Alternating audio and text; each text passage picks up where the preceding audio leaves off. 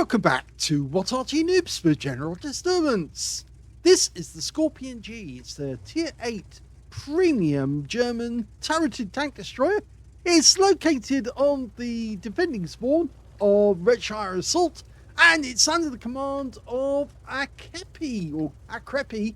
And yeah, he's got 2 marks of excellence on the barrel, and I think he's really going to dominate this game. Game on! Well, if you've got somebody who knows how to play the Skorpion correctly, they'll play it almost like a medium tank rather than a tank destroyer. It is a long-range assassin, does have a big gun, the 128mm, which is capable of doing 490 alpha, 246mm of pen with standard ammo, and with the APCR that goes up to 311mm of armor. So yes, it's very deadly. It does have a long reload, yes, it does, but it's very, very deadly. Let's see how he gets on. Just knocking down these trees at the moment, providing himself with a little bit of cover so he can take on some of these enemy tanks when they get close. Now, the Skorpion was going to be built. It was based on a Panther hull. It was one of the designs that was actually proposed for a what they call grillers, which were tank destroyers or Waffenträgers. First shot goes in, gets a high roll, 494. He did get spotted by a T-3485, but he took a low roll from the T-3485 because he only suffered a hit for 148. Of course, the T-3485 has a 180. Yep, that went in. The SV took a hit. It was 554, which is another high roll. And another hit, and this time the SFV goes down completely, so that guy's out the game. He's got his first kill. T-52. Now he's edging himself forward. He should use cruise control. Oh! He just nuked the T-52 on the enemy team and took him for 486. Now that is a low roll, but that's all the hit points that T-52 had left, and he's out the game. So 2 kills. Who's next?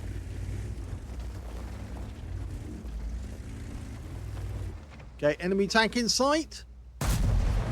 Well, that went through the side of the turret for 467. Now that is a low roll, but it's still pretty deadly. Now notice something that he's doing wrong, which obviously he probably doesn't know about. But the way you should do it is you should use cruise control. Just hit the F key, or the R key rather. Actually hit the R key once to slowly move forward. Then you don't lose your aim. So you dial in and then edge your way forward using cruise control, and that way your aim will stay on the target and you'll be on the target when the target comes into sight. It's a much quicker way of ensuring that you actually have a tight aim before you actually see the enemy. And the Super Hellcat's gone. 286, that's his 3rd kill. He's really going for it today. Of course, his reload 9.91. It's fast. You can see the enemy Arty came in from the corner, so it looks like the enemy might be north of the Zeppelin. The enemy Arty, that is. Waiting for the Renegade and the IS-2 shielded. The 2 shielding's gone down. Oh, but he has got this. Oh, just missed getting a shot there on the AMD 178B, who managed to get past him. But he's now onto 2 hit points. So the next time he comes into view, he's a dead duck. We've only got 1 enemy tank to the south as far as we can tell. It's a Firefly 5C. But he's having difficulty getting closer to us because, of course, if he does, we've got a tank down there, a tank destroyer. We'll spot him. There's the AMD again. Now, he shifted forward when he did that. And, of course, when you shift forward, the aim will be effective. But if you use cruise control, it's not. And he's just spotted the T-3485, who's a little further south. Now, he decided not to shoot. That was a wise decision. If he had, he would have been spotted. He's also got to watch out for that Tiger 131.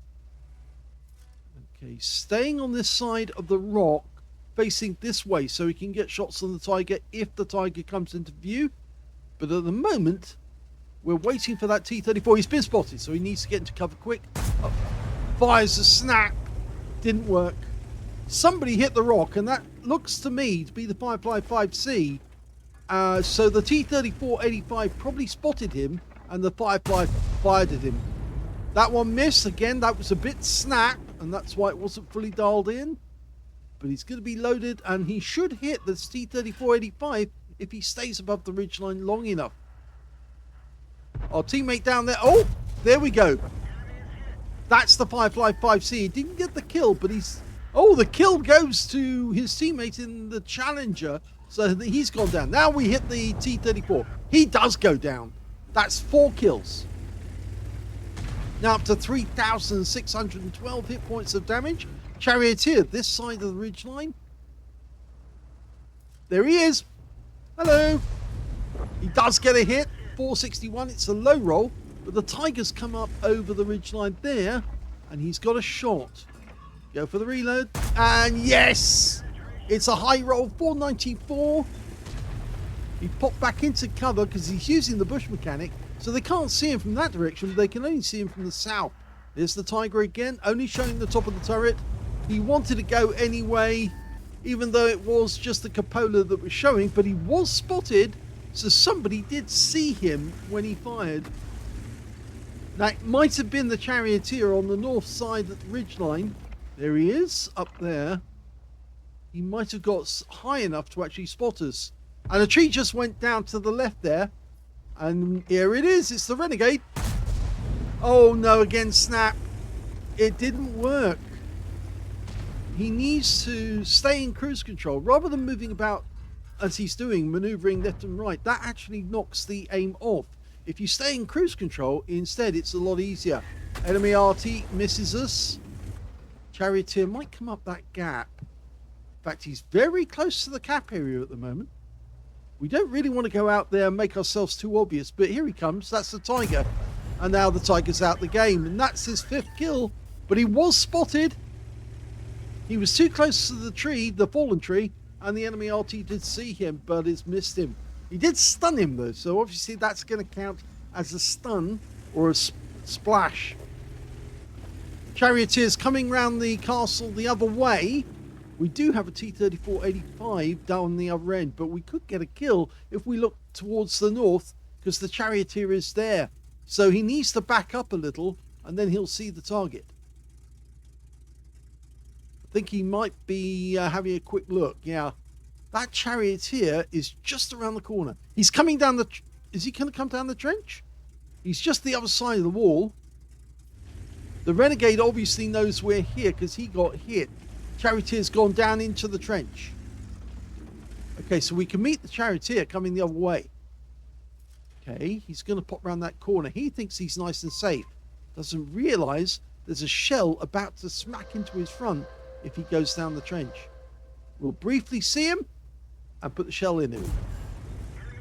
And we get a high roll for 534, but the AMD sees us and he hits us. Now, we lost our radio operator, but we're only down to half our hit points. We need some help from the guys in the south, actually. There's a Challenger down there who could come up and help us, along with a GW Panther up that end. Yeah, could fire in this direction. Okay, somebody in the enemy was in the cap. Yes, he took him out. The AMD, that's his top gun. He did take another round, though, and 112 hit points. That's from the 75mm main gun. He's saying, come on, boys. Yeah, you can do it. 1 minute, 13 seconds. They've got another player in the cap. They know that we're here on this position, on this corner. They know where we are. We keep popping out. We need somebody from our team. The AMD would be the best guy to do it, to pop into the cap and show us who is actually trying to cap. There he is. And he is out the game. That's the Renegade gone. And now we've got an XM57 and an SU-100Y, the box tank, directly behind us. Now, we can turn our gun. And he's out the game. But we need to evade and escape now from that XM57. Or at least get somebody on our team to come up and help us. Because we can't take that guy out all on our own. It's a great game, though. He's actually got 5,800. Hello. Pumps a round in. Gets a high roll. 523. The XM wants us, but he's being smacked by the GW. Good for him. We pump another one in, and that does hit, but the kill shot goes to the AMD, and that is the end of the game. It's a victory. Here's the end of battle stats, and that was an ace tanker game for a Creppy in the Skorpion G. Congratulations! He managed to get a fire for effect for doing more damage than the hit points for his own vehicle, Duelist for taking down 2 tanks who damaged him, Bruiser for getting at least 5 critical hits, in fact he got 8. He also got a Hand of God for surviving the battle, have received damage from at least 4 different enemies, and I think it was actually more on this occasion. He got a Radley Walters medal for killing at least 8 enemy vehicles. He got 8 exactly. A high caliber for dealing the most damage in the game, and a Top Gun for getting at least 6 kills. His win rate from this game was 17,826, which is super unicum and a lot more. In fact, you can see why when you look at the team tables, because he dominated this battle. If we look at the team tables, we can see that he managed to get 6,913 hit points of damage. The next highest damage to him was the Renegade on the enemy team, who managed 4,682, followed by the Contradictors on his own team, who only managed 1,836. When it came to kills, he also got the highest number of those as well. 8 kills went to Creppy. The next highest was the Renegade with 4 kills, and then 2 kills went to the XM57 on the enemy team, the GW Panther on our team, and the AMD 178B. And when it came to base XP, he's got that one too. In fact, he's the only player who managed to make it over 1,000 base, so he's got the top in all 3 columns, and he's the only one over 1,000. He got 1,829, which is very close to the 2,000 mark. The next highest scorer being the Renegade on the enemy team with only 831, followed by the Contradictors who managed 666 on his own team. He fired 22 rounds in that game, got 17 direct hits and 17 penetrations, so a few snapshots in there which really shouldn't have been fired, or at least he wasn't aiming correctly at the time. Of course, he wasn't keeping his aim dialed in by using the cruise control to move forward, which actually really does help if you want to keep your aim on the target and just creep forward slowly, and then once you spot them, fire and pull back again.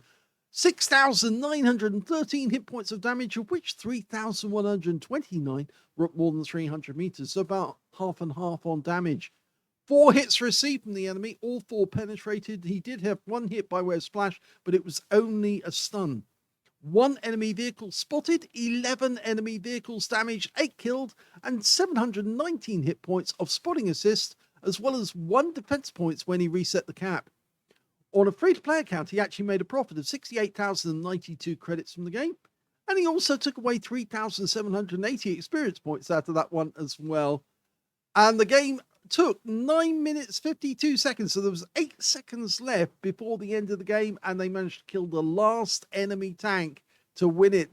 So very well done by a Creppy in the Skorpion G. I think it's the players who actually play the Skorpion G like a medium tank tend to do the best in it, because it is capable of being played like a medium. Just got to realize that it actually has a rather long reload for a medium tank, but yes, it can actually be very effective if you play that way.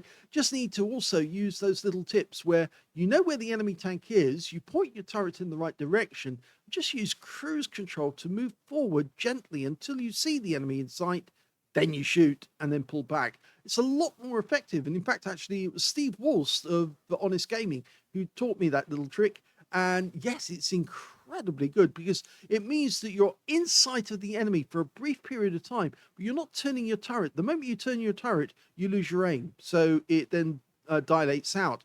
But if you keep your turret absolutely still but pointed in the enemy direction and then use cruise control, it stays dialed in and you can get a quicker shot off.